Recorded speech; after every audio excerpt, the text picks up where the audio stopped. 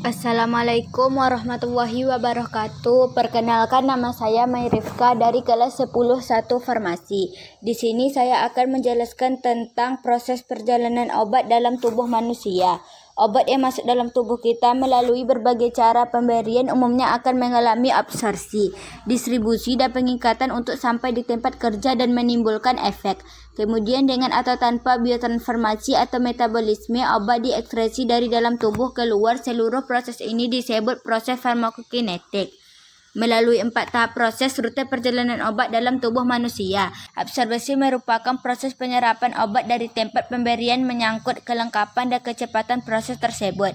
Absorpsi obat dipengaruhi oleh banyak hal, yakni faktor obat, faktor penderita, dan interaksi dalam absorpsi di saluran cerna.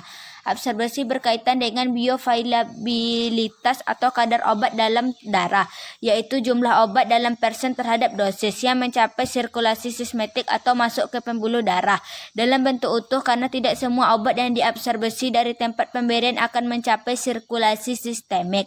Kadar obat dalam darah dipengaruhi terutama oleh dosis obat.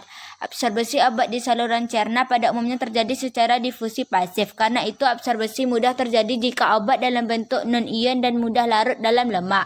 Absorpsi obat di usus halus selalu lebih cepat dibandingkan di lambung karena permukaan usus halus yang lebih luas. Ada tidaknya makanan juga akan mempengaruhi absorpsi obat. Pada pemberian obat secara oral diminum melalui saluran pencernaan, bukan disuntikkan. Kecepatan absorpsinya juga ditentukan oleh kecepatan disintegrasi dan disolusinya, sehingga tablet yang dibuat oleh pabrik yang berbeda dapat berbeda pula bioavailabilitasnya. Absorpsi obat juga dapat terjadi di mukosa mulut dan rektum. Maka ada obat tertentu yang pemberiannya secara sublingual atau dihisap di bawah lidah.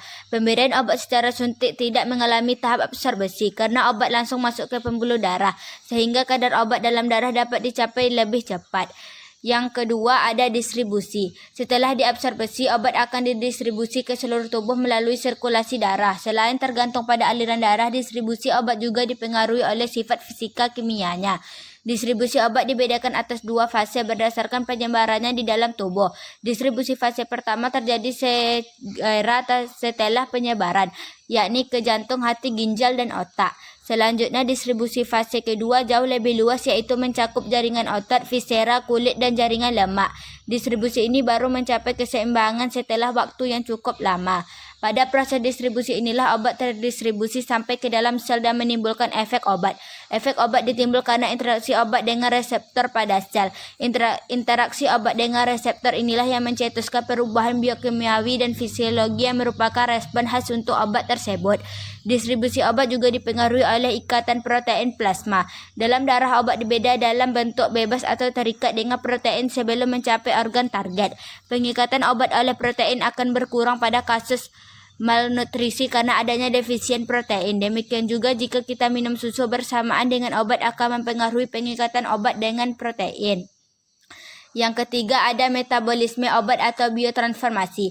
Biotransformasi atau metabolisme obat merupakan proses perubahan struktur kimia obat yang terjadi di dalam tubuh dan dipengaruhi oleh enzim.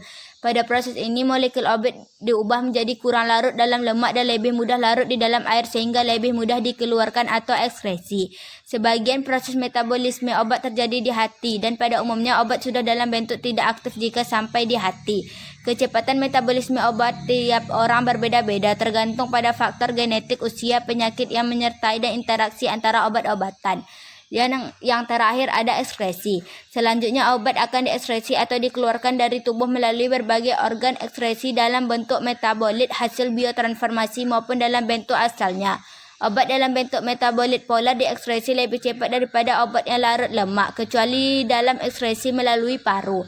Ginjal merupakan organ ekskresi yang terpenting, sehingga ekskresi obat melalui ginjal menurun pada gangguan fungsi ginjal sehingga dosis obat perlu diturunkan atau jarak pemberian obat yang diperpanjang. Ekskresi obat juga terjadi melalui keringat, liur, air mata, air susu, dan rambut, tapi dalam jumlah yang relatif kecil. Ini gambar perjalanan obat dalam tubuh dari berbagai rute pemberian obat. Seperti ini gambarnya.